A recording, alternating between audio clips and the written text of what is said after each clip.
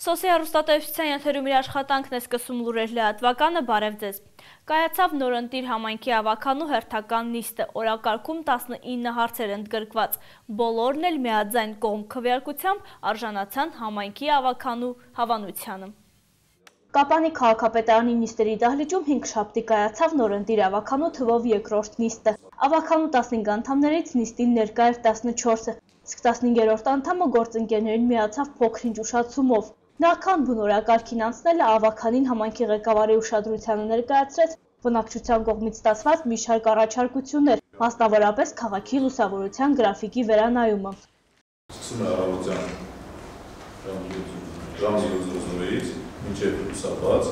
եւ երեկոյան 18:00-ից մինչև 23:00։ Դա համեմատ ավելին է, քան նախկինում է եղել, բայց մենք նույն խնդիրն ենք կարևոր համարել այդ հանգամանքը, որ ունենք քաղաքացիներ, որոնք աշխատում են այդ մետալուրգիական ընկերություններում, աշխատանքի են անցնում ավելի շուտ եւ փորձեցինք այդ հանգամանքը հաշվի առնելով լուսավորության գրաֆիկը վերանայել։ Ես դեմ չեմ։ Քաղաքապետի առաջարկով օրակարգ մտցվեց ու ավականու քննարկմանը ներկայացվեց համայնքի սեփականություն հանդիսացող հողամասերի վարձակալության եւ կառուցապատման իրավունքի տրամադրման առանձին պայմանագրով նախատեսված գումարները անհուսալի դեբիտորական պարտք ճանաչելու մասին որոշման նախագիծը։ Տարիներ շարունակ կնքված պայմանագրերը չեն վերանայվել, ինչի պատճառով էլ կուտակվել են պարտքեր։ Առաջացել են անհուսալի դեբիտորական պարտքեր։ Մեկ օրինակ ուղղակի այսինքն վարձակալը պայմանագրերը չեն լուծվել նույնիսկ վարձակալի մահվան դեպքում, որը համաձայնվել կամ թույլատրվել է։ Եվ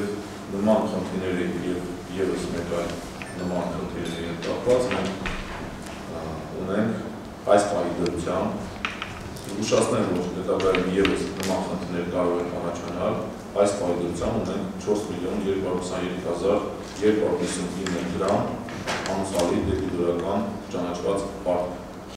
Ամանորի միջոցառումների կազմակերպման, երեխաների համար տոպրակներ պատրաստելու, քաղաքին տոնական տեսք հաղորդելու նպատակով 2012 թվականի բյուջեի պահուստային ֆոնդից գումարներ հատկացնելու անհրաժեշտություն է զգացվում։ Օրակարգի առաջին հարցը հենց դրան էր վերաբերում, ինչն էլ արժանացավ ներկաների միաձայն կողմ քվեարկությանը։ Ավականու հավանությանը արժանացավ նաև քաղաքի նախադպրոցական ուսումնական, արտադպրոցական դաստիարակության հաստատությունների, համայնքային ոչ առևտրային կազմակերպությունների աշխատակիցների թվաքանակը, հաստիկացուցակը եւ պաշտոնային դրույքաչափերը։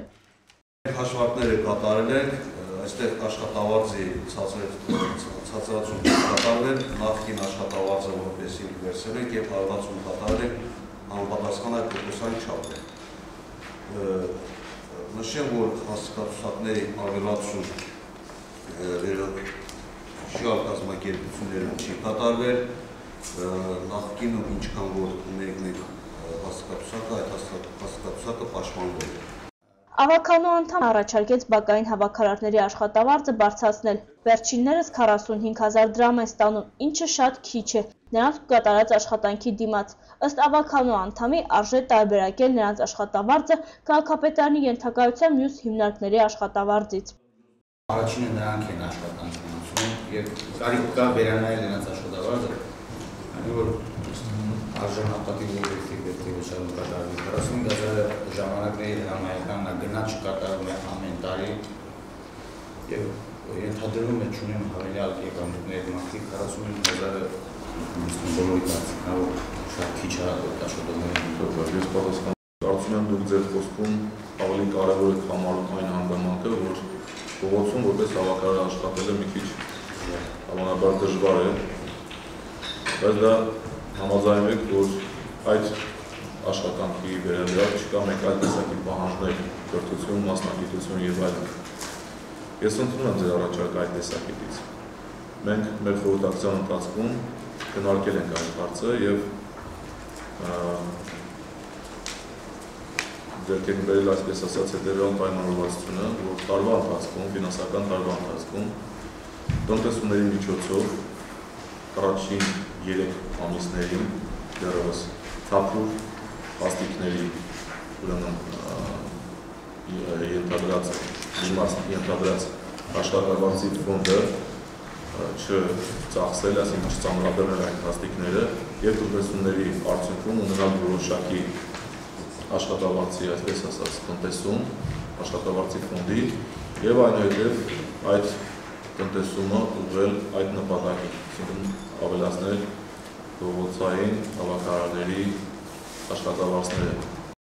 Հաստատվեց քաղաքապետարանի աշխատակիցների թվաքանակը, հաստիկացուցակը եւ դրույքաչափերը, կատարվել է միայն մեկ փոփոխություն, ավելացվել է մեկ հաստիկ գործավար օպերատորի 65000 դրամ աշխատավարձով։ Ավականին կողմ քվեարկեց նաև համայնքի ղեկավարի վարձատրության չափին 230,000 դրամ։ Օրակարգի 8-րդ եւ 9-րդ հարցերը վերաբերում էին նախադպրոցական ուսումնական հաստատություններ հաճախող երեխաների վարձավճարների, դրանք նույնն են մնացել 4000 դրամ։ Զեղչային համակարգերը շարունակելու են գործել։ Փոխարենը նվազել են մարզադպրոցում գործող մի շարք խմբակների ամսական վարձավճարները, 1000-ից դառնալով 500 դրամ։ Այսուհետ մանկապատանեկան ստեղծագործության կենտրոնում վարձավճարների չափերում տարիքային խտրականություն չեն դնի։ Բոլոր հաճախողները կվճարեն 500-ական դրամ։ Համայնքի սեփականություն համարվող հողամասերը աճուրդով օտարելու, վարձակալության իրավունքով օգտագործման տրամադրելու վարձավճարների չափերը հաստատելուն էին վերաբերում օրակարգի 10, 11, 12, 13-րդ հարցերը։ Ընդհանուր առմամբ օրակարգի 19 հարցերը սպառելու համար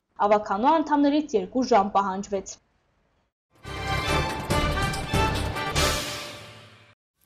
Կապանի Գանձասարը շուտով նոր խաղադաշտ կունենա արհեստական խոտածածկով, դա հնարավորություն կտա մարզումները եւ հանդիպումները անցկացնել ցանկացած եղանակի։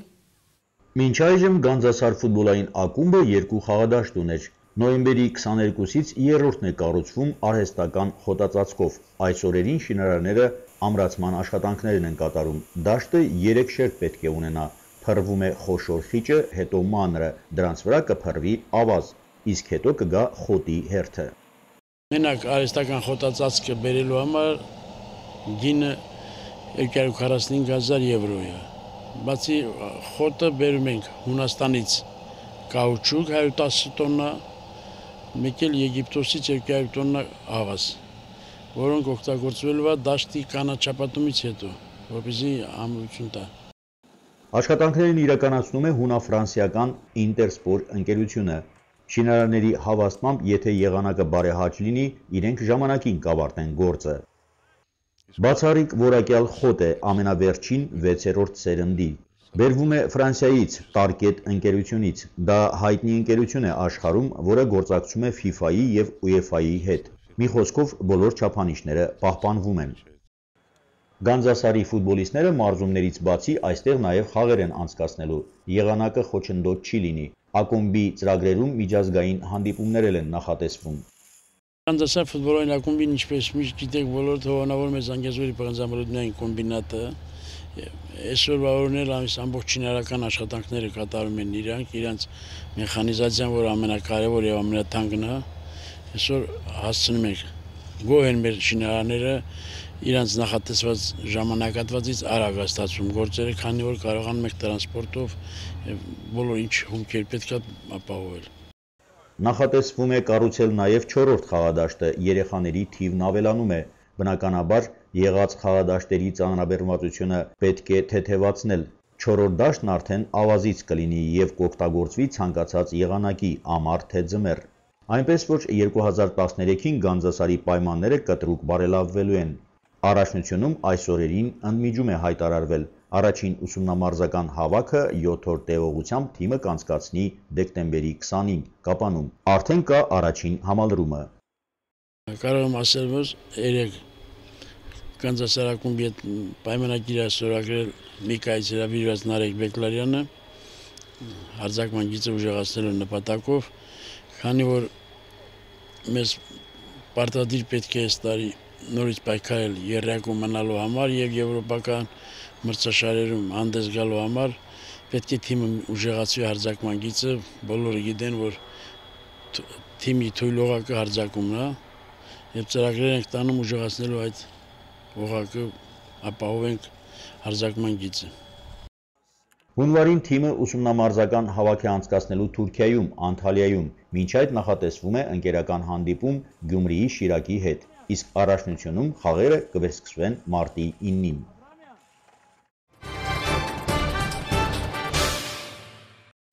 Գյուղում բնակվող կանայք ավելի նախաձեռնող են, այս եզրակացությանն են եկել Սիսիանի կանանց հիմնախնդիրներով զբաղվող նախաձեռնող խումբը, որը օրերս ցուցահանդես էր կազմակերպել մեկ հարկի տակ համախմբելով Սիսիանի տարածաշրջանի Տորունիկ, Տոլորս, Իշխանասար, Աղթալայ գյուղերի ակտիվ կանանց։ Կազմակերպիչները այս կերպ նպատակ ունեն ամրապնդելու կանանց դերը հասարակությունում եւ համայնքում, ինչպես նաեւ կոտրել այն կարծրատիպը, որ քաղաքում բնակվող կանայք ավելի ակտիվ են, քան գյուղաբնակները։ Տորունիկը բնությամբ շատ հարուստ է,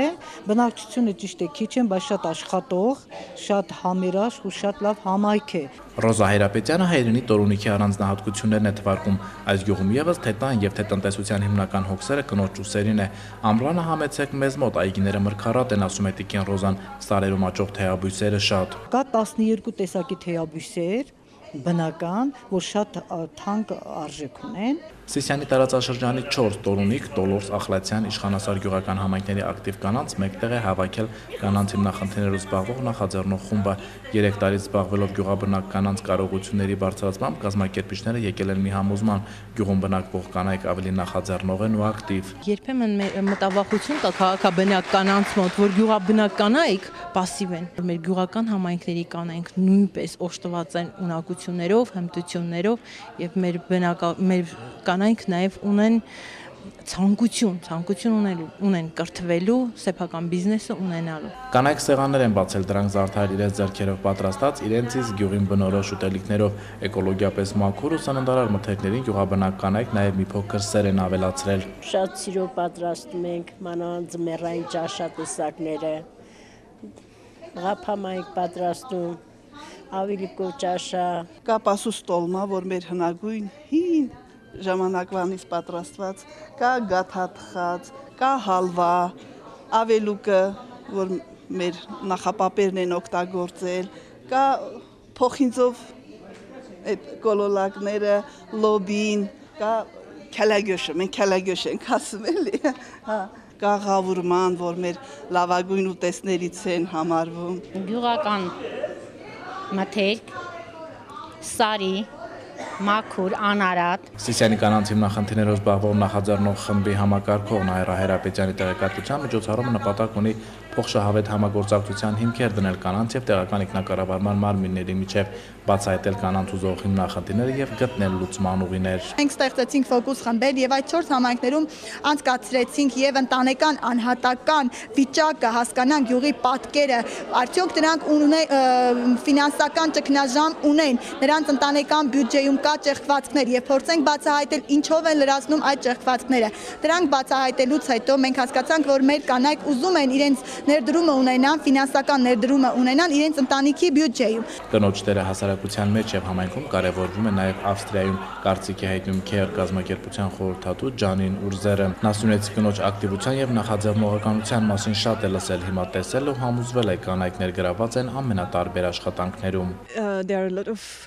Շատ դեպքերում մարդիկ չեն ընկալում գենդերային հավասարություն ասվածը։ Տեսակետ կա, թե դա կնոջ եւ տղամարդու միջև իրավունքների, պարտականությունների համար մղվող պայքար է։ Գենդերի հիմքում իրականում համագործակցություն է, միասին լինելու եւ աշխատելու գաղափարն է։ Կինը հզոր ուժ է համայնքում վերնագրող լուսանկարների մրցույթում հաղթող ճանաչվեց մեղվապահ կինը լուսանկարը։ Նաև սեղաններ պատրաստած կանայք խրախուսական նվերներ ստացան։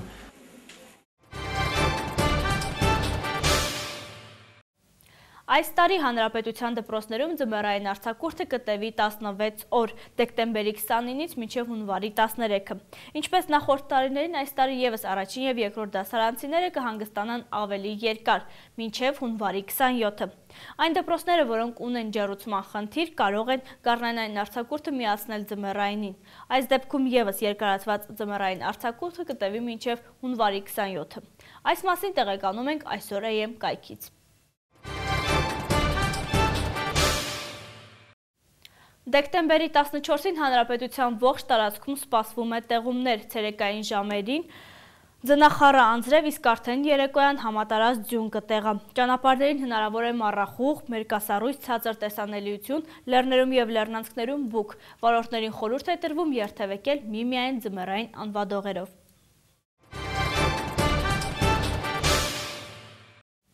Կյանքից հեռացել է Գրիգոր Առաքելի Գևունցը Գևորգյանը։ Ծնվել է 1924 թվականին Գորիսի շրջանի Քարաղունջ գյուղում, հողագործ գյուղացու ընտանիքում։ Սովորել է տեղի 7-ամյա դպրոցում, ապա Գորիսի մանկավարժական ուսումնարանում, այնուհետև ընդունվել եւ ավարտել է Երևանի մանկավարժական ինստիտուտի լեզվագրական բաժանմունքը։ Աշխատել է Կապանի մի շարք դպրոցներում որպես մայրենի լեզվի ուսուցիչ։ Ստեղծագործել սկսել է դպրոցական տարիներից, տպագրվել է բազմաթիվ թերթերում եւ ամսագրերում, հաղորդվել է տեղական, հանրապետական ռադիոյով, հեռուստատեսությամբ։ Հրատարակվել են Գինոսի ժպիտները, Հավերժ ճամփորդներ, ապրելու պատիվ գրքերը, ունի նաև անտիպ գրքեր, Գրքոր Կևունցը Հայ գրողների միության անդամ է։ Հունաստանի կառավարությունը շուտով Եվրամիությունից կստանա հերթական ֆինանսական օգնության մասնաբաժինը։ Ռուսաստանի քննչական կոմիտեն քրեական գործ է հարուցել ընդդիմադիր Նավալնի եղբայրների դեմ։ Թողարկման հատվածում միջազգային լուրեր։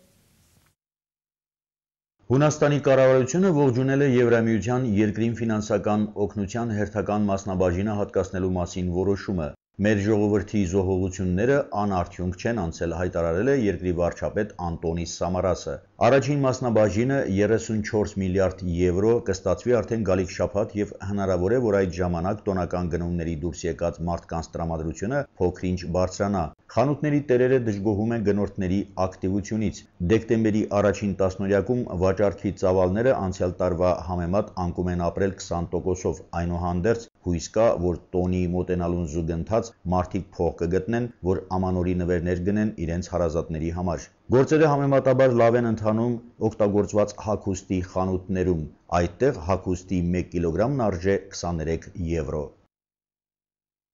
Ռուսաստանի քննչական կոմիտեն քրեական գործ է հարուցել Ալեքսեյ Նավալնիի եւ նրա եղբոր Օլեգի դեմ, խարդախություն եւ փողերի լվացում։ Ինքը ընդդիմադիրը Twitter-ի իր միկրոբլոգում գրել է, որ ոչինչ չգիտի իր եւ եղբոր դեմ հարուցված քրեական գործի մասին։ Ըստ քննչական վարկածի Նավալնի եղբայրները յուրացրել են առևտրական կազմակերպության փողերը ավելի քան 55 միլիոն ռուբլի։ Սա արդեն երկրորդ քրեական գործն է ընդդեմ հայտնի բլոգերի։ Նավալնին կարող է դատապարտվել 10 տարվա ազատազրկման։ Քրեական գործի հարուցման նորությունը ստացվել է Ազատության երթի նախօրյակին, որը նախատեսվում է անցկացնել դեկտեմբերի 15-ին։ Այն սակայն առայժմ համաձայնեցված չէ Մոսկվայի իշխանությունների հետ։ Մինչդեռ երթերի եւ հանրահավաքների անցկացման մասին նոր օրենքով չարտոնված ելույթները վարչական պատասխանատվություն են նախատեսում։